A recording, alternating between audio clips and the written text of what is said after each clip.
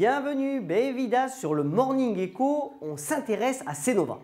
Avant de faire cette vidéo, quand j'ai posé la question « Cnova, c'est qui, c'est quoi ?», on m'a répondu la majorité des fois « Je ne sais pas ». Pourtant, Cnova fait l'actualité, elle va bientôt s'introduire sur le Nasdaq à New York et en fait, c'est une filiale e-commerce du groupe Casino.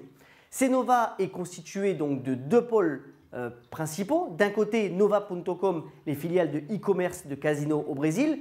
De l'autre, Cdiscount et donc ces différentes entreprises à l'étranger.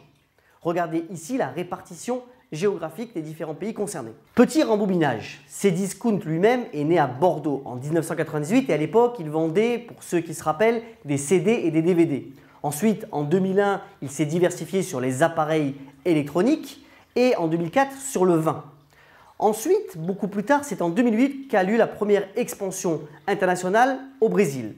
Autre fait marquant aussi important aujourd'hui pour le groupe Cnova, c'est la mise en place de places de marché et notamment en 2011 avec comptoirdesanté.com qui est aujourd'hui la première place de marché sur la parapharmacie. Cnova dispose vraiment d'atouts significatifs très séduisants. D'abord, il peut s'appuyer sur la puissance d'achat d'un groupe comme Casino qui est un des leaders de la distribution en France.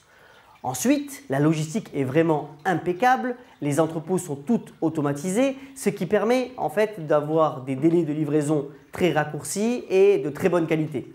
Ensuite, par exemple, en France, Cdiscount dispose de 17 500 points relais, ce qui est énorme et ce qui est différenciant, puisqu'il s'appuie en fait sur les centres de distribution, les supermarchés Casino, Monoprix et Franprix notamment.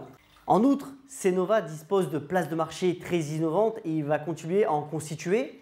D'ailleurs, il optimise complètement toutes ses ressources puisque par exemple au Brésil, il a même créé une filiale de consulting pour d'autres entreprises qui voudraient faire des places de marché ou des sites de e-commerce. Avec cette introduction en bourse, cette IPO comme on dit en anglais, Casino va vendre en fait seulement 6% du capital.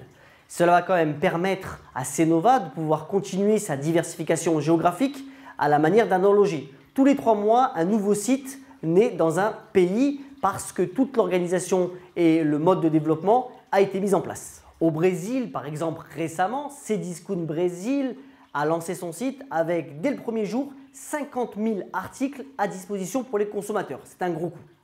Depuis le début de l'année, le chiffre d'affaires est en hausse de 20% par rapport à 2013. Autre exemple du dynamisme de Cnova en Afrique, Cdiscount a ouvert récemment au Sénégal et en Côte d'Ivoire. Et pour le coup, il s'est appuyé sur la logistique d'un groupe comme Bolloré, très présent sur ce continent. Vraiment, l'idée, c'est d'optimiser chaque ouverture et d'en faire un succès. Autre point aussi qui va attirer les investisseurs, c'est la réussite de l'introduction récente d'Alibaba, le site de e-commerce chinois qui s'est introduit pour 25 milliards de dollars de capital vendu et dont l'action a progressé de 68% en quelques semaines. On souhaite donc un beau succès pour cette introduction en bourse de Cnova qui fera date après celle de Criteo il y a quelques mois. Pour finir ce Morning Echo en vous souhaitant une excellente semaine, je voudrais reprendre ce propos sur le commerce de Montesquieu qui disait « L'histoire du commerce, c'est en fait la communication entre les peuples ». A bientôt sur Morning Echo.